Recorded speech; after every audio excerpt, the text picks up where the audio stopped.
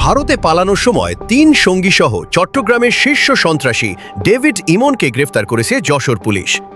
বুধবার ২৯ জুলাই ভোর ৪:৩০টার দিকে যশোর শহরের ঝুমঝুমপুর এলাকা থেকে তাদের আটক করা হয়। পরে সকাল ১০টায় আটককৃতদের চট্টগ্রাম পুলিশের হাতে তুলে দেওয়া হয়। বিষয়টি নিশ্চিত করে যশোরের অতিরিক্ত পুলিশ সুপার সৈয়দ রফিকুল ইসলাম জানান, চট্টগ্রাম পুলিশের রিকুইজিশন অনুযায়ী আজ ভোর ৪:৩০টার দিকে যশোর ডিবি পুলিশ ও কোতোয়ালি থানা পুলিশের একটি টিম যশোর সদর উপজেলার যশোর-ঢাকা মহাসড়কের ঝুমঝুমপুর এলাকায় অবস্থান নেয়। এ সময় সেখানে চেকপোস্ট বসিয়ে ৩ সঙ্গী সহ ডেভিড ইমনকে গ্রেফতার করা হয়। মিরাজ বাড়ি কই? বাড়ি ঢাকা। এই তোর কথা এরকম আর ঢাকা বাড়ি মানে? স্যার আপনি দেখেন না আমরা কি অনলাইন তোর অরিজিন কই তাই বল। বাড়ি কোথায়? আমার অরিজিন বাড়ি স্যার আমি এখানে চাকরি করি। কই চাকরি করিস? আমি ঢাকা পুরান ঢাকাতে চাকরি করি। কোথায়? তোর বাড়ি কই সেটা জিগাইছি। আমার বাড়ি চট্টগ্রাম। এই লাঠি দে তো।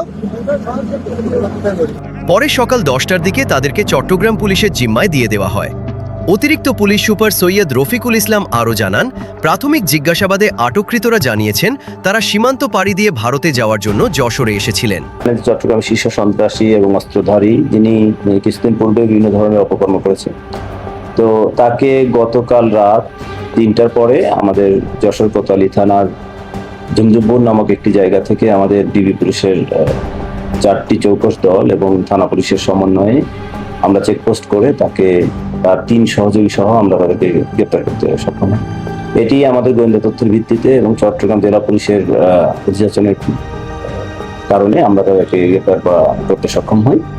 আপনি জানেন, তাদের সঙ্গে প্রাথমিকভাবে কথা বলে আমরা যেটা জানতে পেরেছি যে তারা এই পথ দিয়ে ইন্ডিয়াতে যাবার একটা চেষ্টা করেছিল।